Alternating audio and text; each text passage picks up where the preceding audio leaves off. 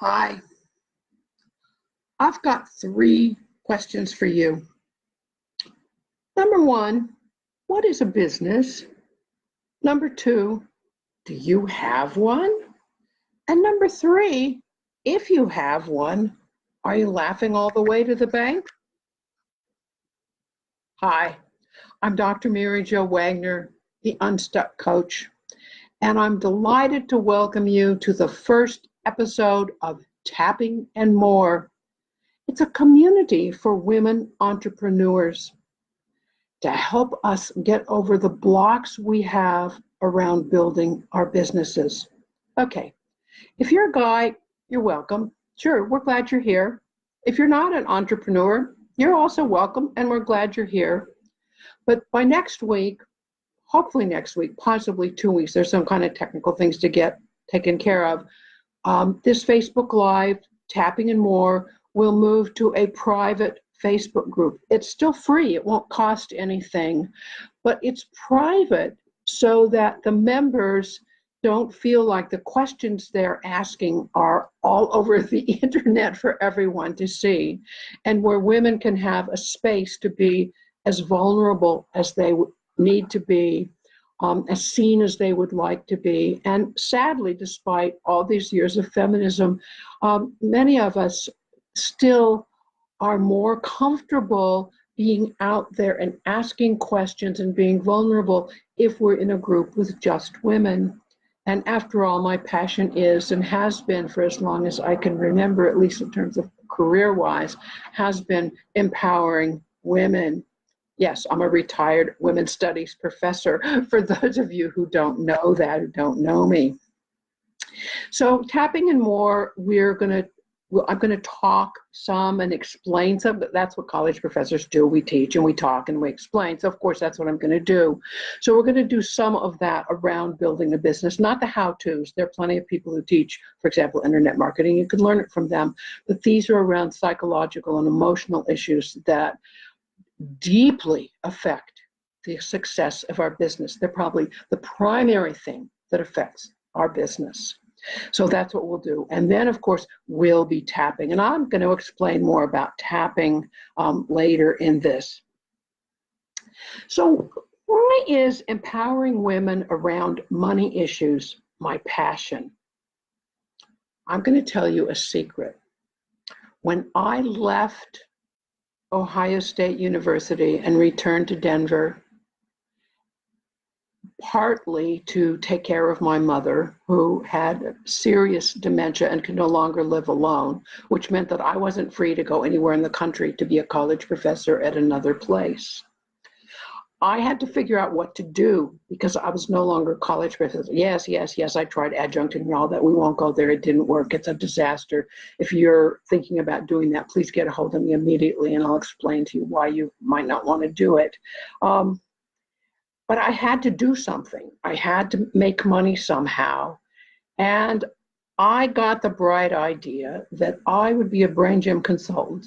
I would be certified in this fabulous program called Brain Gym, and I would help teachers and parents, primarily teachers, help children who had ADHD or had ADHD symptoms. And I really got into this, partly because it helped me a lot. It was wonderful. I loved this program and I loved working with it. And I did workshops. I taught teachers, as I say, mostly teachers, how to use this in their classroom. And I have to admit, I was really good at it. I was really into it. I already had years of teaching experience behind me. I knew how to teach. And people would say, wow, Mary Jo, I've taken other Brain Gym classes and you are just the best of the best. Well, I might have been a fabulous teacher, but I didn't make very much money at all. And then I'd get with other Brain Gym people, and guess what? I met some who I knew weren't very good at what they did, and I'd already heard through the grapevine that their classes weren't very good, but they were making a ton of money. I didn't understand it. How could someone who wasn't doing such a good job at teaching the workshop make all this money? And me, who threw my heart into doing these workshops, I did these fabulous workbooks. Nobody else did their own separate workbooks. You took it from me, you got the workbook from the Brain Gym folks, and you got my workbook. And I gave extra time. I did all kinds of things. but I wasn't terribly successful about it. And somewhere in the back of my mind, I thought, maybe women aren't supposed to be in business. And I'm going, wait a minute, Mary Jo, you're a feminist. You taught women's studies. What do you mean women aren't supposed to be in business? But nobody in my family, men or women, had owned their own business. I didn't even know a woman who had Tupperware parties. Nobody was working that wasn't at a job. Now, what's interesting, and I'm going to go more into this because I think it's absolutely fascinating. I think some of you are going to resonate with it. My father was an attorney. He and his brother and a friend had a law office, the three of them. It was a business. Never did I hear my father talking about his law practice as a business. My uncle was a doctor. He had a private practice, just him in his office, in his business. Again, no one ever talked about the doctor having a business. Why do doctors and lawyers not talk about owning a business, a law practice, a medical practice? They are businesses, but I never experienced that. So in my family, people didn't own businesses unless you were a sleazy used car salesman. Well, I didn't want to be a sleazy used car saleswoman. So I think I had a lot of conflict that I didn't really understand about owning a business. That's part of why I got into this. Now, let's talk about what a business is, because even the word business now, where we're a little bit more open-minded about it than when I grew up, women get stuck in their business, or they don't even realize they've got one. So sometimes I'll ask women what they'll do, and they say, oh, I know you work with women who have a business. I don't have a business. And I'll say, oh, well, what do you do? And she'll say, well, I'm a retired math professor, and so now I tutor students, both high school students and college students in math. And I help them get ready for their SATs, and I help them get ready for their GREs if they're college students. And I said, really? And you do this for free? She said, oh, no, I don't do this for free. I charge. I said, well, if you're charging for this service, it sounds to me like you have a business. She goes, oh, I never thought about it in that way. How about my friend who writes romance novels? She tells me she's just finished her latest book. I said, oh, how's your business going? She said, no, Mary Jo, you misunderstood. She said, I thought you knew that I'm an author. I write romance novels. I said, I know you do, but aren't you interested in selling them? Well, yes. I said, well, if you're interested in selling these romance novels, seems to me you have a business. Oh, yeah, I guess I see what you mean. Third example, I have a friend who plays the banjo in a bluegrass band, and she's also the manager of the band. She explains that she's a musician, not a business person, despite the fact that she's managing the business of the band, getting them gigs, accepting the money, paying the money, etc. She's doing all that piece, but it's not a business. It's a band, and she's a musician. So I'm constantly explaining to people, especially women, because that's who I work with, that they really do have a business. And business is not a dirty word. Business is simply accepting money for services and products, services that you offer people or products that you sell, or both, if that's what you're doing. So I'm just inviting you to think about business in a broader way. And you can think about maybe you would like to have some kind of a business, maybe full-time, maybe part-time. If that's the case, then Tapping and More is definitely for you. And I invite you to come along next week and we'll really dig in deeper. So now that you understand what a business is, and now that you get that maybe you have one after all, but you weren't sure you did, are you making a lot of money in your business? You laughing all the way to the bank? Oh, I see some of you are saying, well, no, I don't. It's not because you're not working hard enough. It's not because you don't have enough help. It's not because you don't know enough. It's not because the market is awful. There are dozens of reasons, I've heard them all, why my business isn't as successful as it should be. All of those reasons are wrong. They are not the reason that you are not laughing all the way to the bank. What's holding you back are emotional and psychological blocks that women have around money. Stuff we learned as little kids, actually, around receiving money, keeping money, charging enough, being worthy of having money, marketing, being seen in networking meetings, on and on and on. I can name dozens of psychological, emotional blocks that so many of us who are not laughing all the way to the bank have around receiving money into our business. And it's not the stuff out there. It's not the market. It's in here. And the in here part, as I say, quite often is something that you learned just as a little girl. So wait a minute, Mary Joan, you're talking about money and you're also talking about tapping, and I don't even know what tapping is and what does it mean and how are these things connected? Okay, so let's go on to explain tapping. Tapping is a word that's often used instead of EFT, which is emotional freedom technique. Many of you on this call will have heard of this. Some of you have never heard of it. Tapping is used by thousands and thousands and thousands of people all over the world now to release emotional blocks, negative thinking, release the negative feelings around old painful experiences, to release all of these things from the brain, from the emotions, and from the nervous system. So how do we tap? Do we just start pounding on our computer or pounding on our knee, or maybe we'll just pound on this chair? No, we don't. We're tapping on acupuncture points. EFT is based on acupuncture. And perhaps you've been to an acupuncturist, maybe for some pain in your knee, and there's a good chance your insurance company paid for it because the American Medical Association has accepted tapping. Or not, the American Medical Association hasn't accepted tapping. The American Psychological Association has accepted tapping. The American Medical Association has accepted acupuncture.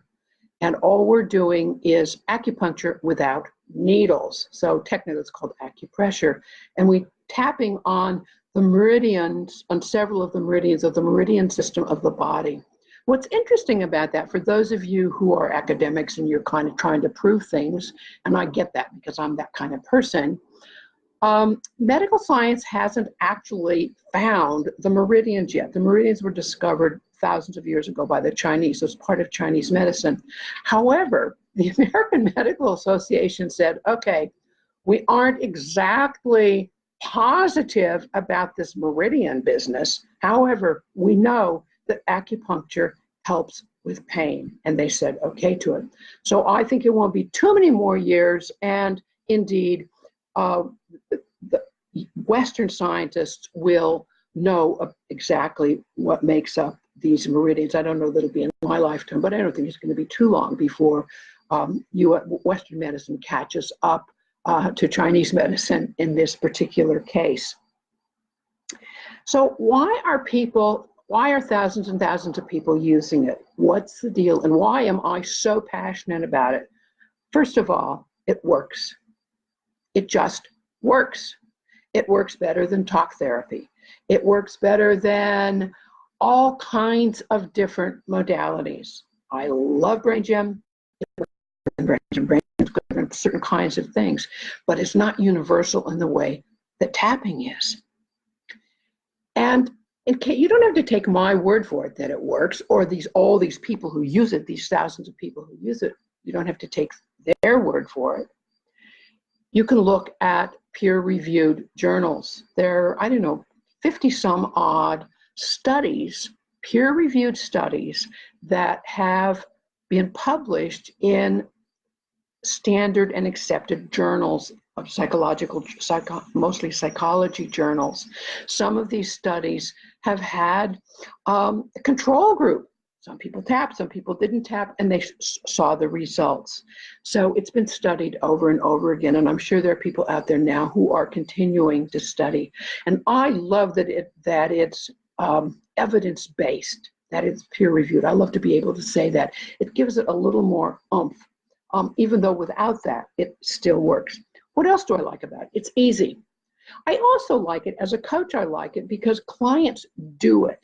So much of what we do as coaches, and therapists do the same thing, counselors and so forth, is we talk at or do at our clients instead of having clients do it themselves. You're going to tap on this Facebook Live. We're all going to tap together. I'm going to show you how, and you're going to get to do it. I'm not just going to spend the entire time talking. You get to do something.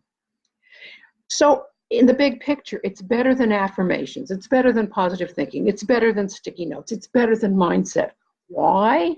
Those things aren't bad, but they're not nearly as effective as EFT. And here's the reason. Everything I just mentioned works on the front of the brain, the logic part of the brain. Tapping works on the front of the brain, the emotional part of the brain, and the fight or flight back of the brain where fear is. And this piece is really important because often we get fearful about the money in our business, fearful about the lack of money in our business, fearful about speaking out at a networking meeting, fearful about doing a webinar, whatever it is, we get fearful about it. And boy, the back of the brain stops everything. You get enough energy going in the back of the brain and you can't even think. So EFT is hitting all three parts of the brain, and then it's hitting the nervous system. It's hitting our emotional responses to things. It's a whole system, a whole body approach to healing versus just working with the logic thinking part of the brain. So that's one of the reasons that it's so powerful and why I love it so much. Basically, it's releasing negative emotions, obsessive thoughts. It releases the energy around painful past events. Some of us have most of us do have stuff that happened in the past that we cannot stop thinking about. We obsess and obsess and obsess about it. It happened 20 years ago. We're still thinking about it. There's still that energy. Tapping on that old thing that happened that was so terrible releases the energy around it. It doesn't make it go away. Obviously, the event happened. This is not some magical thing, but the energy goes away. Oh, by the way, I got so excited giving you all this wonderful information that I forgot to ask you if you would please go below and click like and click share so that other people can also, they won't be able to get it live, but they'll still be able to watch this and they'll get the information. Other women will get the information about when we're going to go into a group. So just click like and click share. And now I'm thinking that it's a good idea if I just stop talking and we start tapping. So here's what's going to happen. I'm going to tap and say something, and you're going to do exactly what I did. You're going to tap in the same place and say what I say. So we're going to tap about tapping. All right, so it's going to work better, I think, if I just take my glasses off. All right, so here we go. Oh, this tapping business, I don't know. Whoa, does it ever sound weird? What's Mary Jo talking? It sounds like some kind of stupid magical thinking. I don't know that this is something that I want to do. It's one of those new age weirdo things. And I don't believe her that it could help. And everything that she says, I think it's exaggerated. I don't believe that thousands and thousands of people are using. That's goofy. It's just weird. It's just crazy stuff. And I'm not going to do this crazy stuff. I'm just going to stick to the tried and true. I'm just going to go to my therapist and we're going to work it out. We're going to talk it out and we're going to work it out. And that's how I'm going to solve my issues. I'm not going to be, what if somebody saw me doing this, tapping all over? Oh my God, it looks just crazy. Stop. Take a deep breath. Let's tap some more. I'm not sure, but it's worth a try. I trust Mary Jo. I don't think she'd be putting something out there that's completely goofy. I'm open to at least trying it. What if it just helped a little bit and not quite as much as she said, just a little bit? That would be good. And it doesn't seem too difficult. I think I could learn these points and maybe she'd give me a diagram of the points. I bet she would. I'm just going to ask her. And it's kind of comfortable. And I'm beginning to feel a little better. Wow. maybe there is something to this tapping. Maybe it's not some magical weird thing after all. I think, well, you know, I might like it. So take another deep breath. And you've practiced a little bit of tapping. Next week, we're going to tap on the word business so that we all come out with a really positive way of thinking about the word business. And I'm going to show you a really neat trick for tapping to release panic about money. So when you're panicked that you're not making enough money, when you're panicked that there just isn't enough to pay the bills, you can tap around. You can do this particular trick around money. So I'm looking forward to seeing you next week, 2 o'clock Wednesday. If you want to get the transcript for this so that you can go back and tap off through the transcript, I forgot to tell you not to take notes, but it's too late now. I hope that you got that you can't tap and take notes at the same time. So go over to overwhelmtoaction.com/FBL. Again, that's overwhelmtoaction.com/FBL. FBL stands for Facebook Live, so you can't forget it. And that you won't find the transcript right away. It's going to take a few hours before it's up there, but keep checking and you'll find it eventually. And then if you want the diagram, when we were tapping, I said you could ask me for the diagram. So I'm answering you. You can get the diagram of the tapping points. So that's overwhelmtoaction.com/diagram. Again, that's overwhelmtoaction.com/diagram. Thanks for being here, and I'm looking forward to seeing you next week.